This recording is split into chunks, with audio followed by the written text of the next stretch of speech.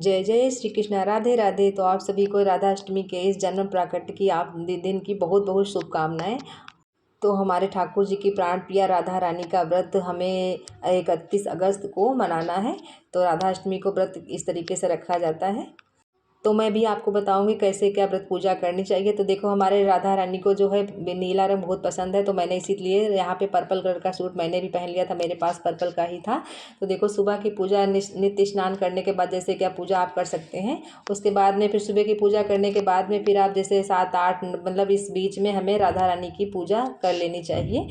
तो यहाँ पे देखो, मैंने सारी तैयारियां कर रखी है। उसके बाद में फिर सुबह की पूजा करने के बाद में फिर हमारी राधा रानी का जन्म मानते हैं कि 12 बजे हुआ था, दिन के 12 बजे हमें उसके बाद में फिर पूजा करनी है। तो देखो, मैंने यहाँ पे चौकी और आसन भी लगा करके ठाकुर जी राधा रानी की यहाँ पे प्रतिमा विराजमान कर दी थी और पीला आसन लगा दिया था मैंने। तो हमारे ठाकुर जी की प्राण प्रिया और उनके हृदय में विराजमान राधा रानी का व्रत हमें अवश्य करना चाहिए। तो देखो, यहाँ पे राधा रानी और ठाकुर जी की प्रतिमा मैंने विराजमान कर ली है। अगर आपके पास राधा रानी ना हो तो आप ठाकुर जी को राधा रानी का स्वरूप बनाकर उनकी पूजा कर सकते हैं। अगर ठाकुर जी भी ना हो तो आप राधा रानी का और ठाकुर जी की यहाँ पे फोटो मूर्ति मंगा के उनकी भी उस स्वरूप में पूजा कर सकते हैं। तो देखो, सबसे पहले मैं यहाँ पे गणेश जी का पूजन करूंगी। तो उसके लिए यहाँ पे चावल को यहाँ पे रखते हुए अष्टदल कमल बना लेंगे और फिर कलश में जल भर के गणेश जी को यहाँ पे विराजमान कर देंगे कलश। तो देखिए, जैसे हमारे ठाकुर जी के चरणों में हमारी प्रीति बनी रहे, तो हमें राधा अष्टमी का व्रत हमें अवश्य ही करना चाहिए।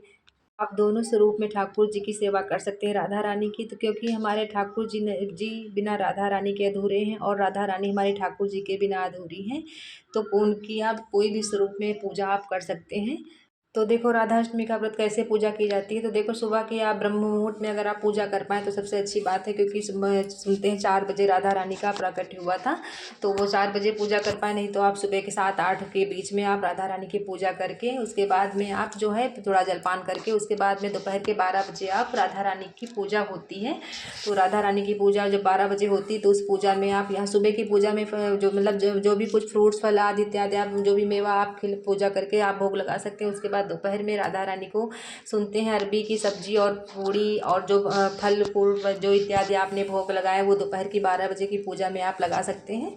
तो यहाँ पे तो उसके बाद में प्रसाद लेकर आप दोपहर 12 बजे के बाद में आप व्रत को रख सकते हैं। और कुछ लोग शाम तक की, तो उसके बाद में जैसे जो लोग शाम तक ही रखते हैं उसके बाद वो भी व्रत खोल सकते हैं। नहीं, आपको मतलब शुद्ध सात्विक भोजन शाम को करना है और कुछ लोग अगले दिन सूर्योदय तक की व्रत पूरा करेंगे। तो इस तरीके से राधा अष्टमी का व्रत रखा जाता है। तो यहाँ पे देखो, सबसे पहले इस गणेश जी का गौरी जी का यहाँ पे पूजन कर रहे हैं। तो यहाँ पे धूप दीप और दूर्वा अक्षत फूल यहाँ से गौरी गणेश का पूजन करेंगे।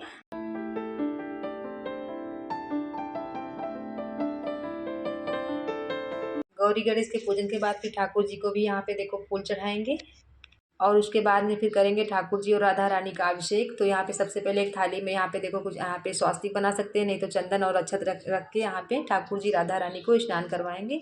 तो देखो पहले नहीं तो आप जैसे आपके पास देखो ठाकुर जी की मतलब स्नान आप जैसे कप वस्त्र निकाल के भी कर सकते हैं, नहीं और राधा रानी को आप नग्न अवस्था में स्नान नहीं कराएं। तो यहाँ पे देखो, मैंने ठाकुर जी के वस्त्र निकाल दिए थे और राधा रानी के यहाँ पे देखो ऊपर से एक कपड़ा लपेट करके तो राधा रानी के को स्नान करवाएंगे। तो देखो, यहाँ जल से, दूध से, गंगा जल से और दही से, शहद से इस तरीके से अभिषेक करवाएंगे दोनों ठाकुर जी और राधा रानी का।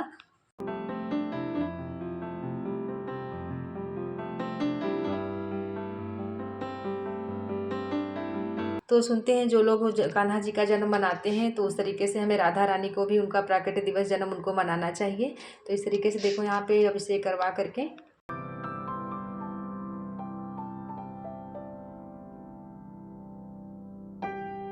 हल्के हल्के हाथों से देखो ठाकुर जी और राधा रानी की यहाँ पे स्नान करवाएंगे। तो इस तरीके से देखो, उसके बाद में स्नान करा देखो फिर उठा करके साफ कब हाथों में मतलब लेते साफ जल से स्नान करवा के उसके बाद में यहाँ पे फिर कपड़े से पोंछते हुए सॉफ्ट कपड़े से। और उसके बाद में फिर कपड़े यहाँ पे जो आपने मतलब राधा रानी की पोशाक जो ली हो ठाकुर जी की वो आप पहना सकते हैं।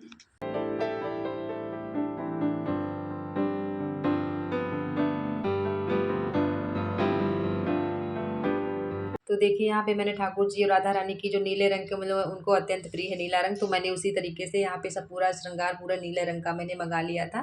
तो जो माला से और जो कंगन चूड़ी जो भी कुछ राधा रानी के श्रृंगार में पूरा लगता है, क्योंकि हमारी राधा रानी श्रृंगार की स्वामिनी है तो उनको पूरा श्रृंगार मतलब उनका पूरा कराना है। तो यहाँ पे देखो कपड़े पहना करके उनको विराजमान कर दिया है।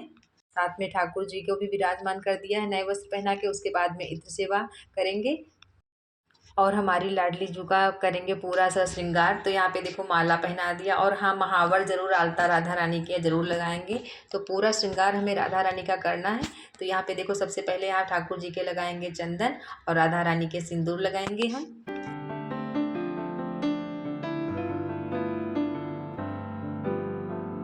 और फिर देखो ठाकुर जी की प्रतिमा को यहाँ पे चुनरी मैंने उड़ा दिया है। और हाँ उसके बाद में फिर राधा रानी को लगाएंगे सिंदूर, क्योंकि आज हमारी राधा रानी का जन्म है। तो उनको पूरा मतलब खुद हमें श्रृंगार करना है। और देखो चुनरी उड़ाएंगे पूरी।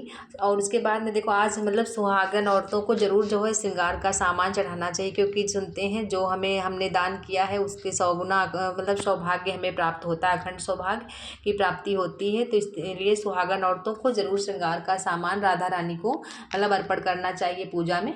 और उसके बाद देखो यहाँ पे लगा देंगे चंद्रिका, क्योंकि हमारी राधा रानी को आज हमें श्रृंगार करके मतलब सुंदर तो वो है ही हैं, लेकिन अपने हाथों से हमें सेवा करनी है अपने सुख के और अपने आँखों के लिए। तो इस तरीके से बिंदी चूड़ी महावर जो भी कुछ मतलब राधा रानी के श्रृंगार में हमें पूरा श्रृंगार अर्पण करना है माता जी को, क्योंकि हम राधा रानी की सेवा करेंगे तो हमारे ठाकुर जी को खुश होंगे, प्रसन्न होंगे। तो इसलिए हमें सेवा करनी है। और उनको बाद में दिखाएंगे शीशा सुनते हैं ज़रूर दिखाना चाहिए सेवा करने के बाद में।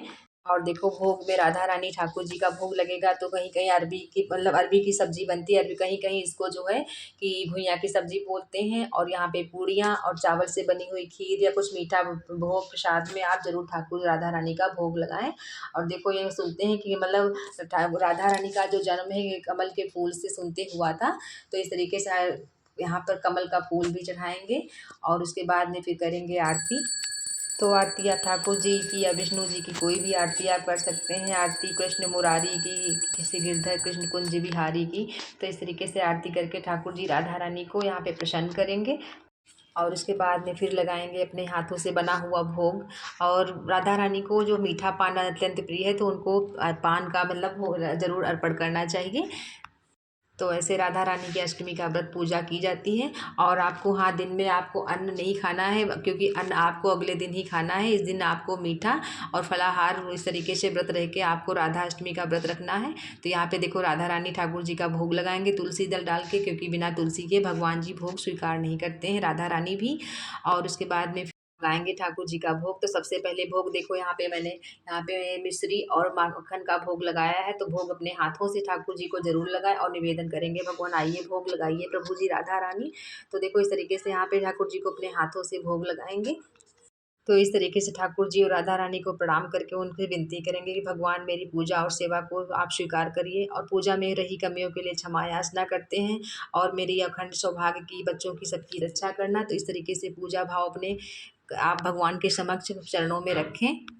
और हाँ सबसे अहम और महत्वपूर्ण बात, और इस दिन राधा रानी का जप करके और उनके गोपी गीत का संकीर्तन करके इस दिन को आप सार्थक करें। तो इस तरीके से राधा अष्टमी का व्रत करें और उनकी पूजा करें। और यहाँ पे देखो ठाकुर जी और राधा रानी विराजमान हैं। और हाँ देखो मैंने कुछ नहीं किया है, ये हमारी राधा रानी की ही कृपा है, जो हमारे विचारों भाव को परिवर्तन करके वो हमारी सेवा हमसे करवा ही लेती हैं। तो हम देखो ये तो हमें अपने कर्मों के फल से ये मुझे प्राप्त होता है हम लोगों को, कि जो हमारी सेवा वो हमसे करवाती हैं श्री जी। तो इस तरीके से भाव प्रार्थना करते हुए राधा अष्टमी का व्रत रखा जाता है, और इस तरीके से दिन को आप मनाएं। तो अपने जीवन को धन्य और सार्थक करें।